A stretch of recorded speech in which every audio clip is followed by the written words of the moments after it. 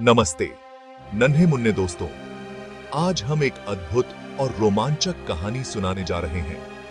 क्या आप एक नए रोमांच के लिए तैयार हैं?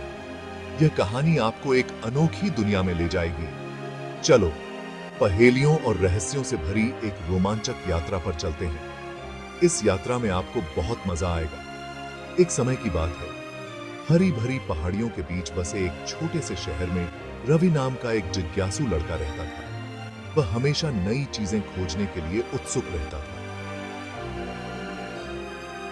रवि को नई नई जगह तलाशने और रहस्य सुलझाने का बहुत शौक था।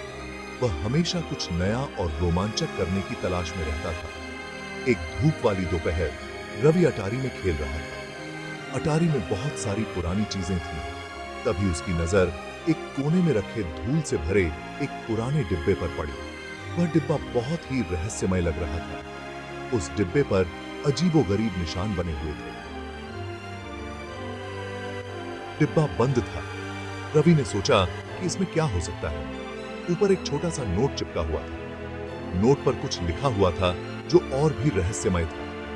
रवि का दिल खुशी से जोर से धड़कने लगा। उसे लगा कि यह एक अद्भुत खोज हो सकती है। यह तो एक नए रोमांच की शुरुआत थी। रवि ने तय किया कि वह इस रहस्यमय डिब्बे का पता लगाएगा और इसके रहस्य को सुलझाएगा। रवि ने झट से नोट लिया और उसे जोर से पिरा। इस डिब्बे को खोलने के लिए आपको गुप्त शब्द को सही करना होगा। नोट के नीचे अक्षरों का एक उल्टा सीधा समूह लिखा था, ईजे लुपूज। रवि ने अपना सिर खुजलाया। आखिर यह शब्द क्या हो सकता है? उसने अक्षरों को बार बार आगे पीछे करके देखा। जुपेलूज? नहीं, ऐसा कोई शब्द नहीं होता। अचानक उसे समझ आ गया, पजल्स। उसने जोर से कहा। जैसे ही उसने यह शब्द बोला, डिब्बा खुल गया। रवि बहुत खुश हुआ। उसने पहली पहेली सुलझा ली थी। डिब्बे के अंदर उसे एक नक्शा मिला जिस पर एक टेढ़ा मेढ़ा रास्ता एक बड़े से प्रश्न चिन्ह तक जा रहा था। एक नई चुनौती उसका इंतजार कर रही थी।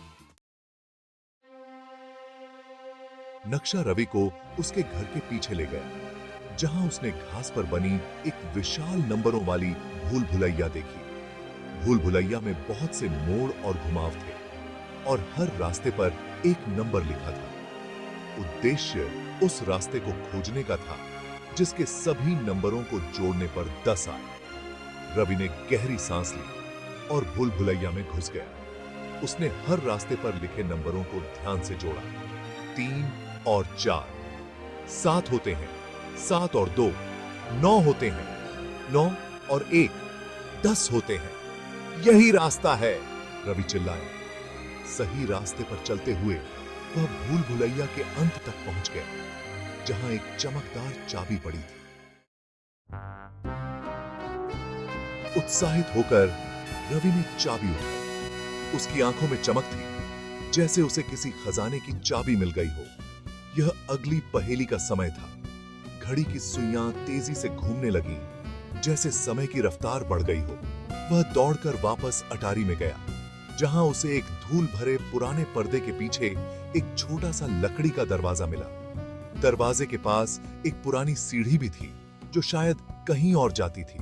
उसने चाबी लगाई और वह दरवाजे में फिट हो गई। उसने दरवाजा खोला और दरवाजे के पीछे एक रहस्यमयी रोशनी चमक रही थी। अंदर उसे एक चिट्ठी मिली, जिस पर एक अजीब से जीव की तस्वीर थी। चिट्ठी के कागज पर भी कुछ अजीब से निशान थे। उसके इंसान का सिर, शेर का शरीर और बाज के पंख थे। यह जीव बहुत ही डरावना और रहस्यमयी लग रहा था। तस्वीर के नीचे एक पहेली लिखी थी, किसके पास एक ही आवाज है लेकिन वह कई भाषाओं में बोल सकता है। यह पहेली बहुत ही कठिन और उलझन भरी थी। रवि ने बहुत देर तक सोचा। उसके दिमाग में कई विचार आ रहे थे, लेकिन कोई भी सही नहीं लग रहा था। अचानक उसे उत्तर सूझ गया। गूंज! वह चिल्लाया। उसकी आवाज पूरे कमरे में गूंज उठी। जैसे ही उसने उत्तर दिया, चिट्ठी गायब हो गई और उसके नीचे एक छोटा सा लकड़ी का पहेली वाला डिब्बा दिखाई दिया। डिब्बे पर भी कुछ अजीब से निशान थे, जो शायद अगली पहेली की ओर इशारा कर रहे थे। रवि ने पहेली वाला डिब्बा उठाया और उसे ध्यान से देखा। यह एक तस्वीरों वाली पहेली थी। तस्वीर में एक सुंदर बगीचा था जिसमें कई चीजें छिपी हुई थीं। डिब्बे को खोलने के लिए रवि को उन सभी छिपी हुई चीजों को ढूंढना था। उसने तस्वीर को ध्यान से देखा। देखो, फव्वारे के पीछे एक छोटी सी चाबी है और गुलाब की झाड़ी के नीचे एक छोटा सा खजाने वाला संदूक है। उसने सारी छिपी हुई चीजें ढूंढ ली और डिब्बा खुल गया। डिब्बे के अंदर रवि को चमड़े के एक टुकड़े पर एक पहेली लिखी हुई मिली। यह पहेली एक किसान की थी। एक किसान को एक लोमड़ी, एक हंस और फलियों के एक थैले के साथ नदी पार करनी है। यह सुनने में आसान लगता है, लेकिन इसमें एक पेचीदा मोड़ है। उसके पास एक नाव है, लेकिन वह एक बार में केवल एक ही चीज को नदी पार ले जा सकता है। यह उसकी समस्या को और जटिल बना देता है। वह बिना लोमड़ी से हंस को और हंस से फलियों को खिलाए बिना सब कुछ नदी के उस पार कैसे ले जा सकता है? अगर वह लोमड़ी को अकेला छोड़ देता है तो वह हंस को खा जाएगी, और अगर वह हंस को फलियों के साथ छोड़ देता है तो हंस फलियों को खा जाएगा। यह एक बहुत ही पेचीदा पहेली थी। रवि ने बहुत सोचा। उसे समझ में नहीं आ रहा था कि इस समस्या का समाधान कैसे निकाला जाए। उसने महसूस किया कि उसे चीजों को सुरक्षित रखने के लिए उन्हें एक खास क्रम में ले जाना होगा। यह क्रम ही पहेली का समाधान था। सबसे पहले किसान हंस को लेकर नदी पार करता है। यह सबसे सुरक्षित विकल्प था क्योंकि लोमड़ी और फलियां एक साथ सुरक्षित थीं। फिर वह अकेला वापस आता है और लोमड़ी को लेकर नदी पार करता है।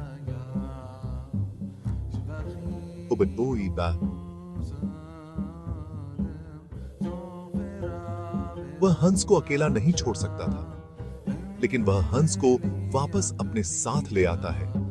अब हंस और लोमड़ी दोनों सुरक्षित थे।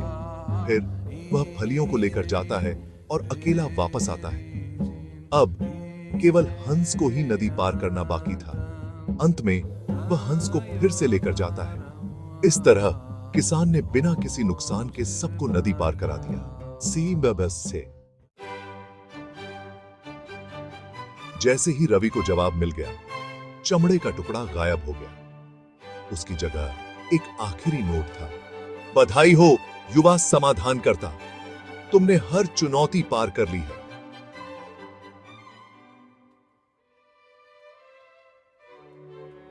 अपनी बुद्धि और समझ का उपयोग करके दुनिया की छोटी बड़ी पहेलियों को सुलझाओ। रवि मुस्कुराया।